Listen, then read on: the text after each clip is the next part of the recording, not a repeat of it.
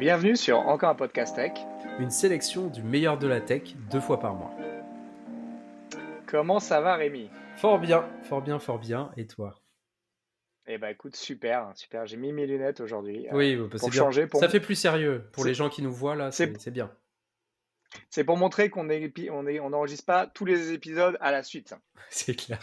Non, il nous faudrait notre petit stock comment dire, tu sais, notre t-shirt, une fausse moustache, des accessoires. Comme ça, les gens disent, ah, vraiment. Exact. Ou une photo du journal du jour. Tiens, je vois Oui, pas. pas Une- mal, pas mal. Ouais. Ah merde, avec le fond vert, on le voit pas, le journal du jour, désolé. Zut, zut. Donc, bah, écoute, Rémi, de quoi on parle aujourd'hui? Eh bien, on vous a sélectionné 3 sujets qui sont vraiment très variés pour le coup. Les bouchons dans l'espace arrivent. Il y a une explosion du nombre de satellites. Ah, une Amazon, explosion de satellites, hein. non, non, non, fort heureusement, mais qui risque d'en causer pour le coup. Réponse dans quelques instants. Amazon qui a annoncé un surprenant robot fort mignon. Notification, les pièges à éviter et comment pouvoir mieux les gérer.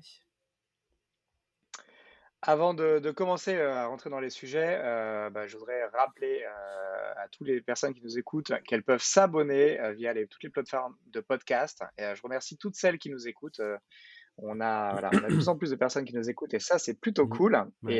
et en tout cas, voilà, on apprécie tous les feedbacks, donc n'hésitez pas si, ça vous plaît, si ça vous plaît pas, s'il y a des sujets que vous souhaitez qu'on traite. Il y a toutes les informations pour nous contacter dans les notes de chaque épisode et puis, on est disponible sur toutes les plateformes de podcast. Donc voilà, si ça vous plaît, laissez une note, ça nous fait plaisir et surtout, ça permet de rendre le podcast visible. Et puis, si vous l'aimez bien aussi, faites-le partager parce que le podcast, c'est un des trucs les plus difficiles à trouver. Donc, un jour, on Exactement. fera un épisode sur nos podcasts préférés, je pense. Mais en tout cas, voilà, sachez que celui-ci est particulièrement dur à trouver pour les gens qui ne le connaissent pas. Mhm. Donc, voilà, si vous nous aimez, faites tourner. Partagez, mettez 5 étoiles sur Apple Podcast. Il n'y a que 5 étoiles possibles de toute manière, hein. Ouais, malheureusement. On s'en contentera, vous inquiétez pas. Nous, on est facile. Du coup, je te propose, Rémi, d'enchaîner avec notre premier sujet sur justement le trop-plein de satellites dans l'espace. Mhm. Qu'est-ce qui se passe? Moi, je croyais que les satellites, enfin que l'espace était grand, il y avait plein de place et que du coup, les satellites, ça marchait pas dessus. Enfin, on en est où par rapport à ça? Bah, c'est vrai, c'est vrai. Les satellites, enfin, autour de la Terre, il y a quand même encore plein de place, même si il commence à y avoir un petit souci, qui est que le coût pour envoyer un satellite dans l'espace a diminué énormément depuis qu'on commence à les lancer. Un petit exemple, donc je ne sais pas si vous connaissez Starlink, donc une des nombreuses entreprises du fameux Elon Musk, qui a pour but de couvrir la Terre entière de satellites pour apporter Internet, même dans les zones les plus reculées. Donc, c'est un but plutôt noble. Et au niveau du coût, pour vous donner une idée, un satellite Starlink, ça fait à peu près la taille d'une machine à laver que vous avez dans votre cuisine ou pas. Et ça coûte environ 300 000 $. Ça peut paraître cher comme ça, mais il y a 10 ans, il aurait fallu rajouter 2 zéros à ce prix. Donc, ce qui rendait le truc un peu plus compliqué. Et donc, Elon Musk, c'est pas le seul à vouloir proposer ce genre de service, donc pouvoir partager, avoir Internet même au fin fond du Sahara, où en France, on est recouvert de zones blanches, notamment dans le centre de la France, dans le Massif central, où il y a plein de zones qui sont blanches, parce que pour les opérateurs, ça coûte une blinde d'aller apporter la fibre pour une ou deux personnes ou un village de 10 habitants. Même si le gouvernement a un petit peu resserré la vis là depuis dernièrement. Il leur a dit les mecs, faudrait peut-être se bouger parce que l'objectif est quand même, je crois qu'en 2025, 100% de la France doit être ciblée. Mais bref, donc ces entreprises qui veulent proposer. Toi, ça capte bien Internet chez toi, Greg? Ouais, très bien, Ouais. je suis Bon. fibré. Moi Et aussi, on toi? a Et bien la toi? chance, région parisienne, forcément, c'est facile d'avoir la fibre. Donc là, ouais, ouais, je comprends les gens qui n'y ont pas accès, c'est un peu difficile. Et donc, Elon Musk, c'est pas le seul à vouloir se lancer sur ce créneau. Il y a également Amazon avec l'entreprise Kuiper, la Chine. Alors, pardonnez par avance ma prononciation, mais Guo Wang, qui est une entreprise pareil qui veut faire le même style de choses. OneWeb, qui est une union entre le Royaume-Uni et une société indienne du bâti, qui s'appelle OneWeb. Et ensuite, Lightspeed du groupe Telesat. Et en fait, vous allez me dire, bah, super, c'est pas 10 ou 20 satellites qui vont changer la donne.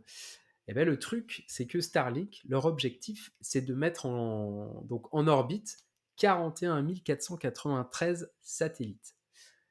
Ce qui Ah, est, quand même. ouais, ce qui est vraiment beaucoup, beaucoup, beaucoup. Parce que l'idée, en fait, c'est ils sont obligés de couvrir tout le globe entier pour pouvoir proposer à leurs clients une expérience fluide, en fait. Si d'un coup, mon satellite, je dois attendre une demi-heure que le prochain passe au-dessus de ma tête, eh ben, si je suis en plein Hmm. enregistrement de podcast, ça va me poser un petit problème, quoi.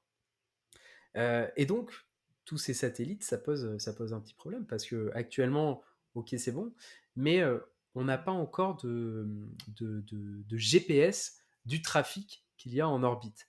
Et donc, plus il va y avoir de satellites comme ça qui vont aller autour de la Terre, ben, plus ça va être difficile d'en lancer d'autres parce que les fusées, quand elles devront décoller, il va falloir éviter en fait les satellites qui tournent déjà autour de la Terre. Et ça, c'est difficile parce que, comme je disais tout à l'heure, on n'a pas de GPS, on ne sait pas, ou alors très peu, on a une précision à 1 ou 2 kilomètres près des débris ou des satellites Hmm. qui passent dans le ciel. Et on le sait souvent au dernier moment. Donc, pour les missions qui décollent de la Terre, c'est vraiment difficile de zigzaguer entre les uns avec les autres.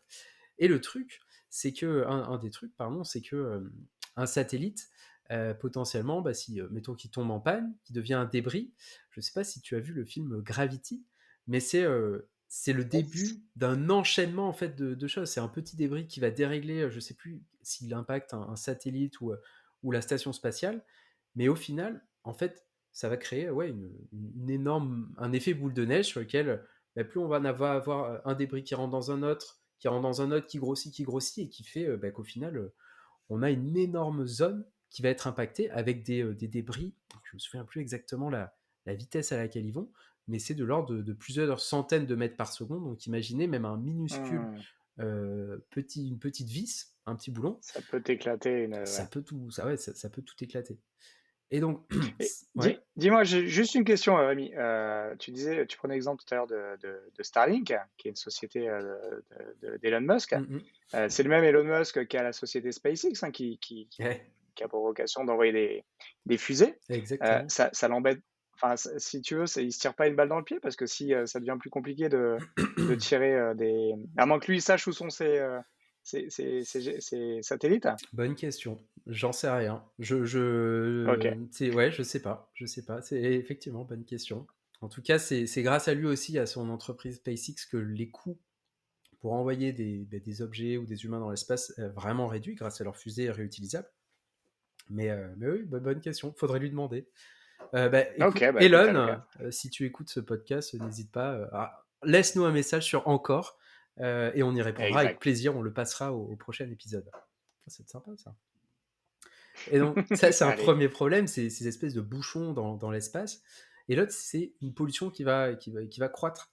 La plupart de ces satellites, bah, ils sont beaucoup moins chers aussi parce qu'on a réussi d'un côté à trouver des processus très industriels parce que bah, on produit plus juste une pièce unique, on en produit 50 000. Mais n'empêche que le cahier des charges est moins rigoureux par rapport à un satellite classique. Et donc actuellement, on a les chiffres, il y a à peu près 6% des Starlink qui sont dans l'espace qui sont défectueux. Donc ils vont retomber sur Terre. C'est On peut se dire, bon, un de temps en temps, enfin, même si ce chiffre de 6%, c'est quand même gros, de temps en temps. ouais, c'est pas gênant parce que, bon, ils vont être brûlés ils auront pas le temps de toucher le sol, ils sont trop petits et c'est fait de matière qui vont se désagréger. Mais n'empêche que si on multiplie, c'est ça en fait, c'est plus on va multiplier le nombre de satellites dans l'espace, plus on multiplie le nombre qui vont retomber bah, dans l'atmosphère, plus ça risque, en se désagrégeant, de créer, de rajouter des particules diverses dans l'atmosphère. Et donc, qui vont bah, soit rester et donc impacter l'albédo de la Terre, et donc bah, potentiellement, bon, peut-être pas proposer, enfin, créer une crise glaciaire, mais en tout cas avoir des impacts sur le climat en général si de suite cette grande échelle arrive. Et donc, le problème avec ces deux problèmes, c'est que pour l'instant, il n'y a pas de police dans l'espace, il n'y a pas quelqu'un pour contrôler. C'est vraiment. Les règles ont été édictées il y a plus de 50 ans par les nations, et elles sont vraiment simples. En fait, l'idée, c'est pas d'armes dans l'espace, et bah, tu vas pas casser mon satellite, parce que bon, sinon, moi, je casserai le tien. Donc, c'est pour ça aussi que Et puis à récemment l'époque, il y avait que les États aussi oui, qui bien qui sûr. qui allaient dans qui avaient des programmes spatiaux, Ouais, ce qui est ouais, plus le cas aujourd'hui. bien sûr, oui, bien sûr. Là, c'est de plus en plus de sociétés civiles enfin, des Privé. entreprises privées Mmh. qui le font. Donc ouais, ouais, pour l'instant, c'est freestyle et c'est aussi C'est une un des raisons pour lesquelles ces entreprises essayent d'aller le plus vite possible. Tant qu'il n'y a pas d'État qui vont mettre des barrières et le haut là, ils se dépêchent parce qu'une fois que les barrières seront mises en place, bah, si leurs satellites sont déjà en haut, ils vont dire ah bah ils sont déjà là, les mecs, il fallait faire les règles avant. mmh. Donc voilà, pour l'instant c'est en tout cas un dossier qu'on pourra réaborder d'ici 2-3 ans dans ce podcast Mais carrément, carrément. Et puis pour c'est voir vrai que je comment pense ça que la va évoluer. situation va devenir ouais, je pense que la situation va devenir de plus en plus compliquée à gérer parce que les États sont de plus en plus dépendants Mm, mm, de ces sociétés privées. On le voit, la NASA qui a fait un deal avec SpaceX, c'est mm. ça? Tout à fait, Et ouais. du Mm. coup, Amazon après a contesté le truc, mais en tout cas, voilà, les États aujourd'hui enfin, c'est un peu ces sociétés privées qui ont relancé Mm, la conquête de l'espace quelque part, mm. Tout à fait, ouais. en innovant là où les États avaient plus finalement envie de mettre autant d'argent dans la conquête spatiale.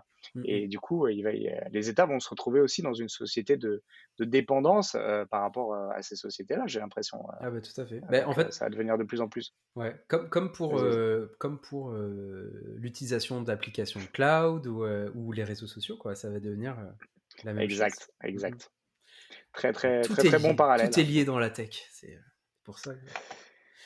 Donc c'est vrai que de la même Mm, manière que les GAFA, voilà, s'imposent aux États mm, mm. et justement, notamment aux administrations, bah voilà, on risque de se retrouver avec le même problème pour la partie spatiale. Donc Ouais, à suivre, à faire suivre, on aura l'occasion d'en reparler, je pense. Ouais. exactement. Et donc, petite parenthèse, cet article-là, je l'ai trouvé dans le cinquième numéro de. Non, le troisième numéro de Epsilon, ou Epsilon, je ne sais pas, c'est un nouveau magazine scientifique fait par plein d'anciens de Sciences et Vie qui ont quitté le navire.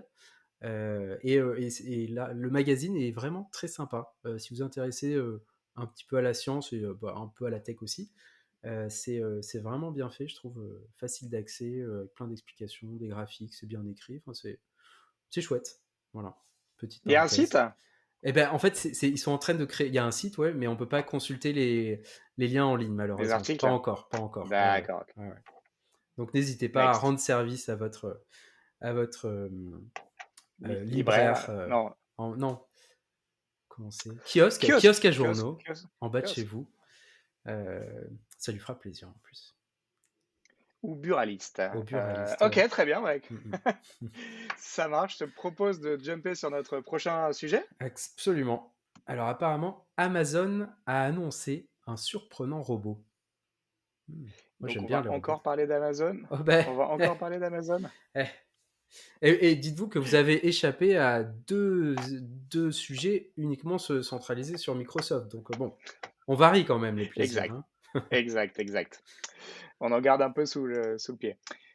Effectivement, au moment où on enregistre ce podcast, Amazon a annoncé il y a quelques heures, quelques jours, une flopée de nouveaux appareils. Alors Amazon, tu le sais, hein, c'est un acteur, géant du commerce en ligne, mais il y a déjà quelques années, ils se sont diversifiés dans du hardware. Ils ont commencé avec des Kindle pour toute la lecture électronique, et puis ils ont embrayé il y a quelques années déjà sur des assistants intelligents type Alexa. Ils dominent un petit peu le marché hein, des assistants connectés. Et régulièrement, bah, ils mettent à jour leurs assistants, leurs systèmes, et ils étendent finalement les fonctionnalités et les typologies d'appareils qu'ils couvrent. Il y a quelques semaines, ils ont annoncé les premières télé Amazon, hein, C'est qui vrai. intègrent justement toute leur suite et leurs services, que ce soit l'assistant vocal Alexa ou la partie Amazon Prime Vidéo. Là, ils ont annoncé plus récemment de nouveaux appareils. Alors, il y a des trucs très très classiques qui vont peut-être pas te faire rêver, genre un thermostat connecté, une sonnette connectée, quoi d'autre? Un système d'alarme connecté. Plus original, un drone d'intérieur qui comment dire, se met en fait en action quand tu n'es pas là et va finalement cartographier ta maison pendant que tu n'es pas là et du coup détecter des intrusions.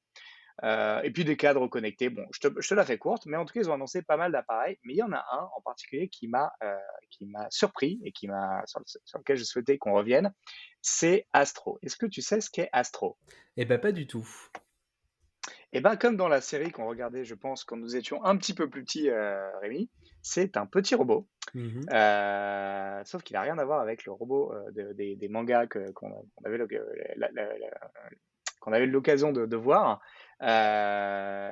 C'est vraiment, voilà, un petit, imagine, un mix entre un aspirateur, connecté, un iPad, voilà, ouais. Imagine un aspirateur qui aurait un iPad sur la tête et tu aurais un petit peu ce à quoi ressemble, Astro.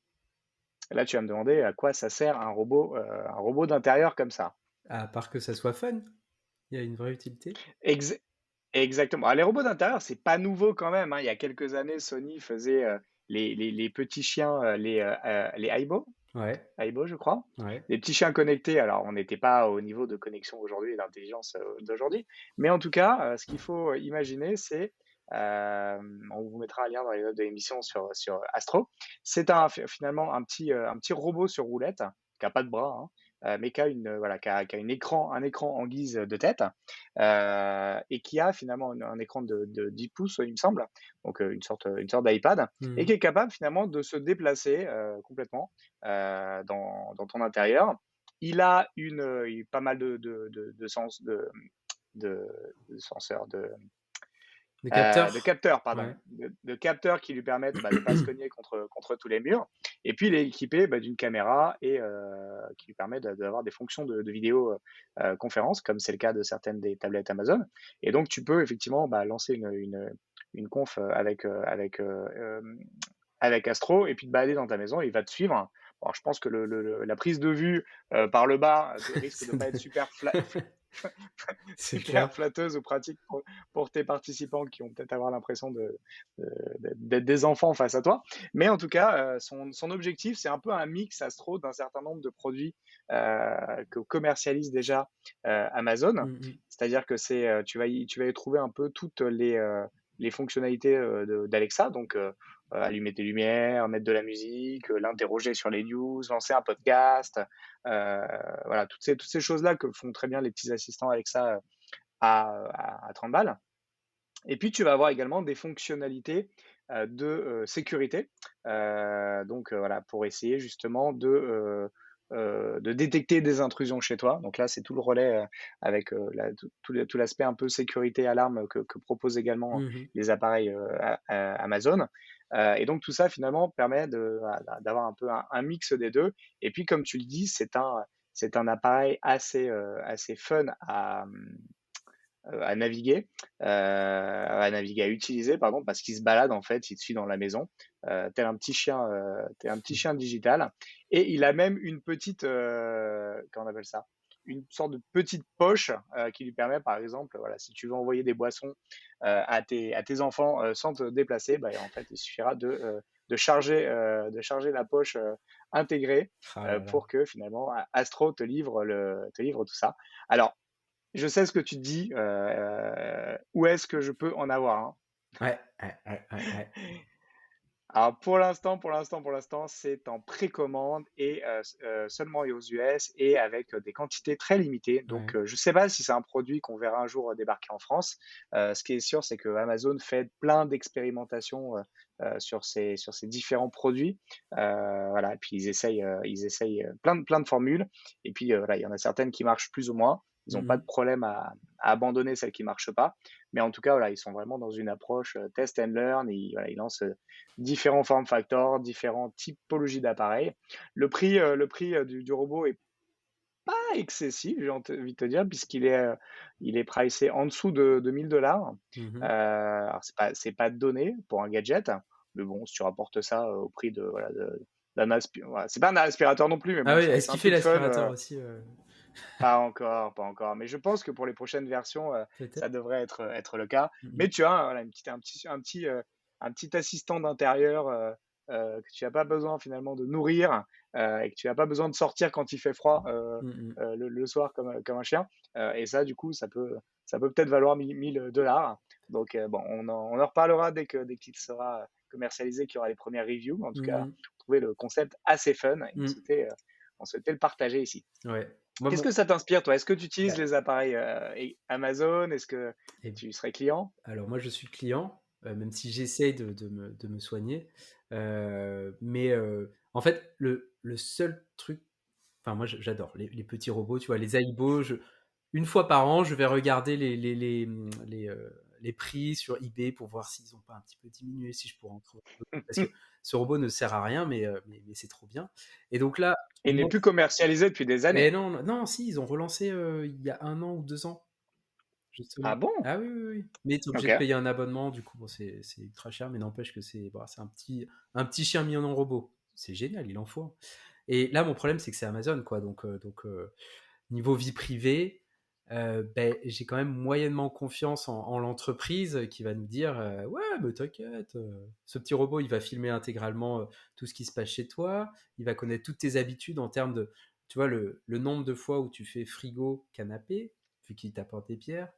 Il va écouter tout ce qui se passe».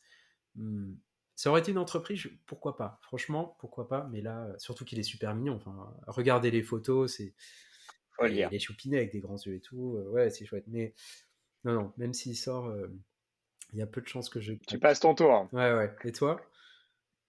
Écoute, un petit peu pareil, hein, bon, je suis quand même un gros utilisateur Mmh. d'appareils Alexa, je dois en avoir un C'est dans vrai? chaque pièce, hein, donc Tu t'en ouais, mais sers ça pilote pourquoi? mes lumières, en fait. Mmh. Bah, toutes les lumières, la musique, les rappels, ce genre de conneries.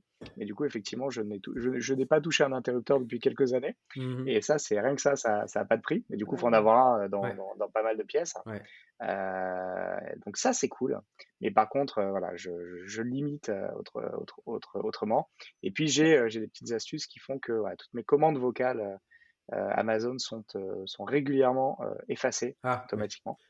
Et ça, je vous en parlerai dans un prochain épisode, dans une D'ailleurs, reco, application. non, mais on peut faire un petit Mais atelier domotique, petit épisode, exact, avec ouais, plaisir, ouais, ouais. Ça avec grand plaisir. Et du coup, voilà, donc en tout cas, j'essaye de limiter quand même si je trouve le côté fun et que, bah, il y a certains des produits, que produit Amazon justement qui sont hyper intéressants. Voilà, moi, je suis un grand fan des Kindle que j'utilise depuis mmh, quelques années, ouais. mais un Kindle, ça a pas de micro, ça a pas de caméra, donc c'est pas le même niveau Oui, oui, d'intrusion, ça va, c'est clair. notamment dans notre vie privée. Ouais, non, c'est sûr. Ah non, moi aussi Kindle, je suis passé au Kindle il y a 3 4 ans, après avoir utilisé des Kobo, et en fait, c'est tellement facile d'acheter des bouquins que, bah, c'est pour ça que je continue d'utiliser, quoi. C'est, C'est ça. Moi, tu sais, les clic, Kindle, clic, clic, les gens me demandent comment on télécharge des livres, pirates, hein, sous-entendu. ouais, En fait, moi, je leur dis: «Je ne sais même pas, quoi». C'est-à-dire ouais, que c'est tellement simple ouais. d'acheter. Alors, ça reste très cher, par rapport à du papier, souvent. Mmh mh. Souvent, il y a peu d'écart entre la Oui, version papier et la version, des maths. Mais par contre, enfin, tu vois, pour m'être penché une fois sur le sujet, sur un livre que je trouvais pas, ouais. c'est un enfer pas possible Mmh, de c'est mettre un galère. livre sur un Kindle. C'est quand même pas simple, tu as des manières un peu alambiquées qui marchent pas forcément tout le temps. Ouais, moi j'achète et puis c'est tout, quoi. Ouais. Donc ouais, le Kindle, c'est vraiment un must, Ah bah, oui. de produits, connectés. Et il y a beaucoup de gens qui ont encore un freinage par rapport à ça, un frein parce que, voilà, ils opposent ça, à l'amour des livres, des Ah mais pages et ça, t'aimes les pages, mais ouais, c'est un classique. Moi, mais quand j'essaye à chaque fois que je croise mmh, quelqu'un, je dis: «Mais essaye, juste essaye, lis un livre avec, tu vas voir le confort que c'est», et ça n'empêche pas de pas aimer les livres, quoi, mais ah ouais, exact, c'est un exact. confort, moi j'adore. Notamment quand tu voyages, quoi. Ça, c'est Oui, magnifique. bah, en plus, c'est clair. Essaye de lire un livre essaye de lire un livre avec tes 2 mains dans le métro, un jour de semaine à Paris. Voilà, alors que le Kindle, ça rend les choses tout de suite plus faciles. Tout à fait. Ouais. Non, c'est OK, sûr. bah, écoute, sans plus de transition, je te propose de passer à notre dernier sujet. Alors, un sujet pour la paix d'esprit. Notification, les pièges à éviter et comment les gère-t-on? Exact. Paix d'esprit et même paix des ménages, j'ai envie de te Oui, dire. c'est vrai. Ouais, ouais, c'est vrai. C'est vrai, c'est vrai. Bon, les notifications, alors vas-y, je crois que c'est toi qui en parlais dans une récente, Ouais, newsletter? tout à fait, d'un super article que j'ai trouvé sur Radio-Canada, donc je n'y vais pas souvent, mais je suis tombé sur cet article vraiment très bien fait sur lequel, il nous explique en quoi le fait, qu'on ait en une nuée incessante de notifications toute la journée, surtout parce qu'on a, notre téléphone qui est tout le temps dans la poche, et donc on a une petite notification, tac, on résiste, mais au bout d'un moment, on va chercher dans notre poche pour aller voir, ce qui se passe. Et donc pour l'histoire, c'est BlackBerry qui a conçu ça, en 2003, à l'époque où les smartphones n'étaient pas courants, mais BlackBerry pouvait permettre de recevoir ses emails dans la poche directement. Donc, gros bouleversement. Tous les professionnels qui se respectaient avaient un BlackBerry. Et en fait, cette notification, c'était juste pour éviter aux gens d'avoir à regarder leur téléphone pour voir qu'un nouvel email était arrivé. Et maintenant, Est-ce que tu te souviens à quoi ressemblaient les notifs sur BlackBerry?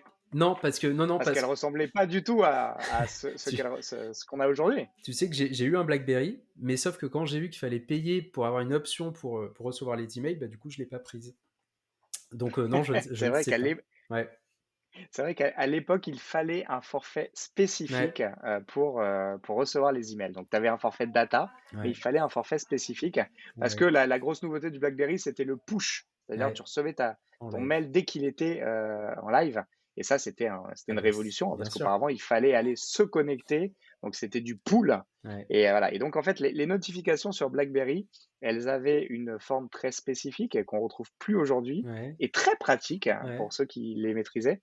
C'était en fait une petite diode, qui était Ah, sur c'est la vrai. façade du téléphone, et donc en fait, tu avais plusieurs couleurs. Tu Oui. avais vert, tu avais bleu, tu avais rouge et tu pouvais personnaliser cette diode, même en fonction du type de message ou en fonction du type de destinataire même, Mm, sur certains modèles et donc finalement, c'est cette diode qui te montrait que tu avais quelque chose et donc forcément, bah, ça une petite lumière qui clignote, ça te dit qu'il se passe quelque chose et tu prends ton téléphone.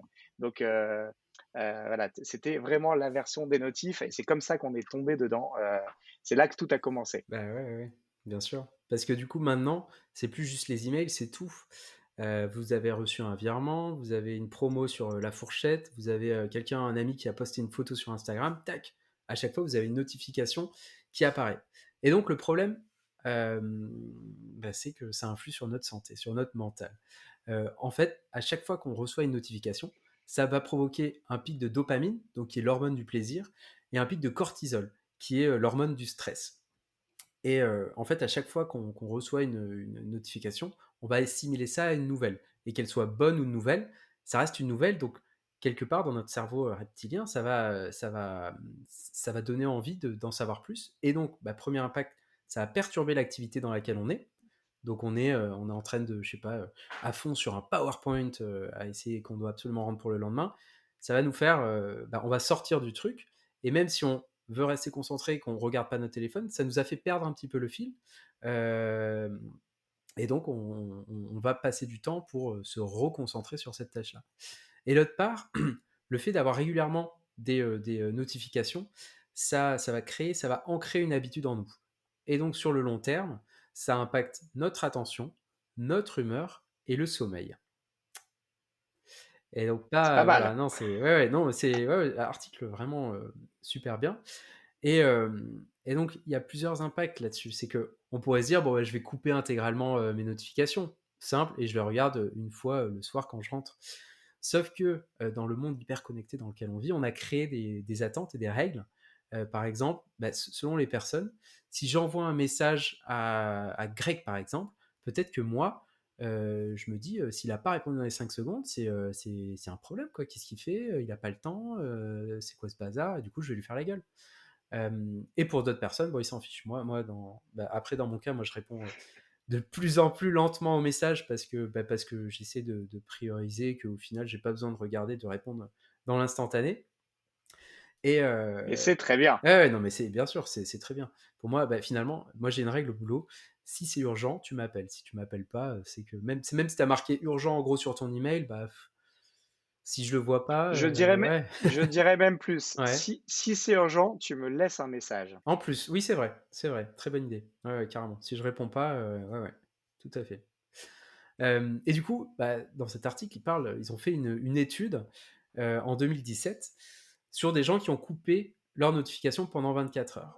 Et ces gens-là, en fait, sur cette cohorte, il y a un tiers des personnes qui ont éprouvé de l'anxiété. Voilà, ils étaient anxieux parce qu'il manquait d'informations.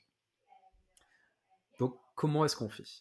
La bonne solution, a priori, ça serait de regrouper nos notifications et les mettre enfin les consulter en tout cas à intervalles, non, les mettre à intervalles réguliers. Euh, Par exemple, ils ont réalisé une autre étude en décembre 2020, et ces gens-là, ces participants, se sont sentis donc plus attentifs, plus productifs et de meilleure humeur en recevant les notifications 3 fois par jour. 9h, 15h, 21h. Alors là, pour moi, c'est impossible, c'est chaud. Parce que moi, l'autre, ce qu'il disait, c'est que les recevoir une fois par heure, ça changeait pas grand-chose. Et moi, c'est ce que je fais pour le coup, en tout cas avec mes emails et mes notifications sur Teams. J'essaie de regarder juste une fois par heure pour éviter de concentrer. Donc, c'est un peu mieux, mais n'empêche que ça n'a pas vraiment d'effet bénéfique. Euh, et donc voilà. Et donc, pour boucler la boucle, vous êtes en train de bosser sur votre PowerPoint, une petite notification, et donc après une simple distraction, comme une notification, qui peut être un post Twitter par exemple, il faut en moyenne donc 23 minutes et 15 secondes pour reprendre la tâche en cours de façon efficace. Donc je vous laisse imaginer l'impact si vous aviez prévu que 2 C'est heures énorme. pour regarder votre PowerPoint et vous avez deux notifications et même des notifications, un petit post, des Ouais, tu trucs, consultes en une vous en seconde, fichez. quoi. Ah ouais, ouais, et même vous regardez, vous dites, ah bah non, encore un spam. Donc ouais, c'est l'impact est vraiment fou. Pour le coup, je le savais sur le fait de, quand tu es concentré sur une tâche et qu'on t'interrompt, tu mets beaucoup Interrompt. de temps à t'y remettre. Mais c'est vrai que j'avais pas pensé aux notifications et donc ça. Il y a du travail. En tout cas, il y a du travail de mon côté. Je sais pas, tu nous parlais il y a quelques épisodes du mode focus sur la version iOS Yes. 15. Est-ce que ça t'aide, toi, sur ces notifications? Écoute, moi, il faut savoir qu'il y a quelques temps, j'ai décidé de vraiment, voilà, j'ai pris conscience de ce cancer que sont les notifications, il y a Ouais, quelques années ouais, et j'essaye vraiment, vraiment, vraiment de limiter. Donc, il y a déjà quelques années que je n'ai plus de notifications pour aucune appli, ouais. sauf vraiment des trucs très, très, très, urgents ou très ponctuels. Genre, je cherche un truc sur Le Bon Coin, je sais que ça va Oui. durer, 1 semaine, Mhm. je vais mettre une notif, mais sinon, en fait, je n'ai pas de notification régulière, pas sur les mails, pas sur les WhatsApp, même pas sur les WhatsApp, hein. Ouais. Ah, c'est Donc en pour fait, j'ai ça que tu vraiment mets très, 3 heures très à répondre. Hein. exactement, exactement et du coup, voilà, quand je pense, je vais vérifier et puis effectivement, j'ai des messages. Donc D'accord. ça, déjà, j'étais assez frileux. J'ai désinstallé des applis, notamment pour éviter de recevoir des notifications. J'ai plus, Mhm. Facebook, sur mon téléphone depuis des années, des Mhm. années, Mhm. pour ne plus avoir de notifications et pour limiter un peu le tracking et puis, voilà, sur les autres applis, par défaut, le comportement, c'est j'en mets pas. Pour autant, il y a quelques notifications que j'autorise, notamment des appels, Ouais. des SMS, mais c'est vrai que je maîtrisais pas jusqu'à présent quand elles arrivaient. Et c'est là qu'est arrivée effectivement la, fonction Focus, dont Ouais. je parlais il y a quelques épisodes sur iOS 15, qui est sorti désormais, qui est plus en bêta, donc Oui. chaque personne qui a un iPhone, un iPad peut l'installer et peut le paramétrer.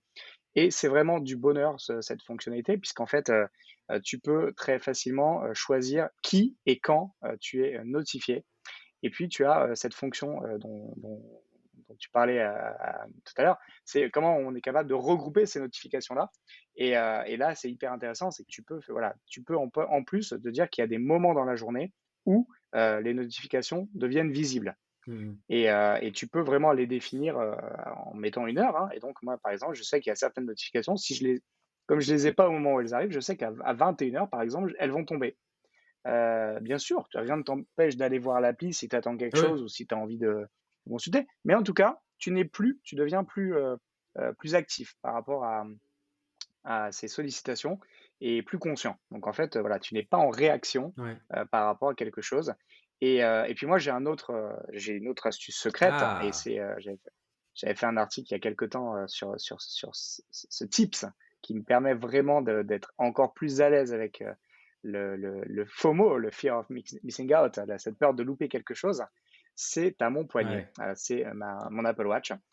Pourquoi? C'est qu'en fait, voilà, moi j'avais écrit il y a quelque temps, je vous mettrai le lien dans les notes, un article qui disait: «La raison absolument pas sexy pour laquelle j'ai une Apple Watch» et c'est tout simplement, en fait, le fait de recevoir les notifications importantes. Donc en fait, je n'ai même plus besoin d'avoir le téléphone dans les mains ou même à portée de main. Mhm. Je sais que si il y a, quelque chose qui nécessite, alors pareil, hein, sur l'Apple Watch, j'ai coupé au Oui, bien max sûr. les notifications, et ça, tu peux vraiment le faire de manière différenciée entre le téléphone et la montre. J'étais encore plus strict sur l'Apple Watch, Ouais. mais par contre, je sais que je louperai pas un SMS ou un appel, de personnes qui me sont très proches et sur lesquelles je veux être au courant si besoin, parce que j'aurai l'Apple Watch au poignet. Donc, Mmh. que mon téléphone soit dans un sac, que je sois en réunion et que je l'ai pas à côté de moi, ou bref, je n'ai pas besoin déjà de prendre l'appareil pour vérifier s'il se passe quelque chose. Donc ça, en fait, c'est un gros gain pour moi également.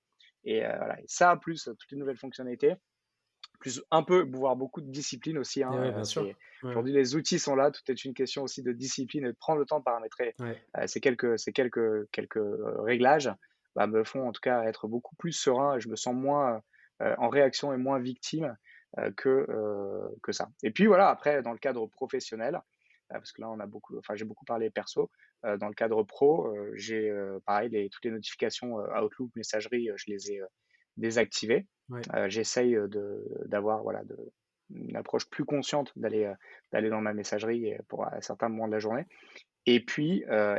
Par contre, j'ai quelques VIP, donc des personnes Mmh. sur lesquelles voilà, quand il y a des notifs, je veux les Tu veux voir à les voir, l'instant ouais, T, ouais, ouais. et ça, voilà, ça me permet d'être serein en me disant: «Je ne loupe pas quelque chose». Je pense que c'est ça le plus important, c'est de pas avoir l'impression de louper quelque chose ou de pas se mettre en risque.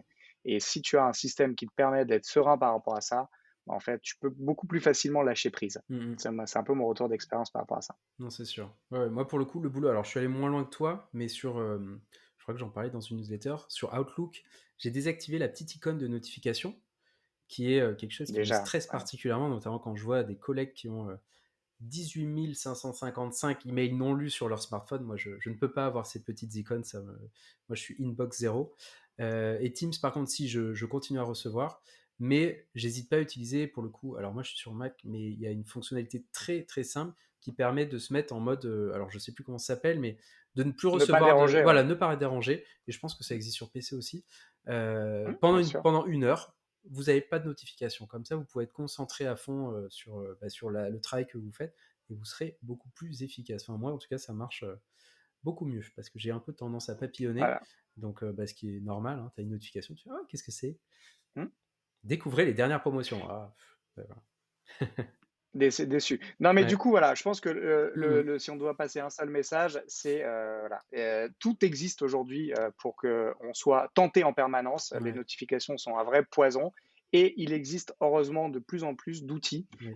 qui sont pas durs à maîtriser vraiment, mais qui demandent un tout petit peu de se plonger dedans, qui permettent vraiment de rester un peu, sain d'esprit et Mhm. d'avoir des vraies phases, de focus, également, voilà, plus longues. Mhm. Et ça, vraiment, je pense qu'il faut qu'on soit tous attentifs là-dessus parce que, après, voilà, c'est notre capacité à nous concentrer sur une longue durée qui peut être impactée.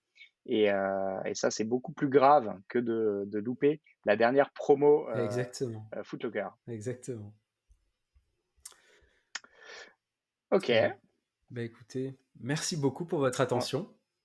Si l'épisode vous a plu, exactement. je sais qu'on le répète au début et à la fin, mais si vous, l'épisode vous a plu et que vous souhaitez vous nous aider, il n'y a pas 36 000 solutions. Laissez votre avis sur Apple Podcast, mettez 5 étoiles, parce que c'est la seule manière pour nous de nous de percer, De ressortir. de Mmh. ressortir. Et n'hésitez pas aussi, dès que vous croisez quelqu'un que vous appréciez, ou pas d'ailleurs, si vous aimez le podcast, abonnez-les, enfin forcez-les à s'abonner de force et ils vous seront Exact. euh, redevables pour l'éternité. Et je ne l'ai pas dit, par rapport au sujet précédent. Par contre, activer les notifications Oui, quand on a un nouvel oui, épisode. oui, ah bah Ça, ça, bien hyper sûr, oui, oui, important. normal, normal. Et les mails, Si pareil. vous ne devez en garder qu'une, c'est celle-là. Voilà. Exactement. Super Rémi. Bah écoute, je te dis rendez-vous dans 15 jours. Avec plaisir. Salut et À merci très beaucoup. bientôt. Salut. Ciao.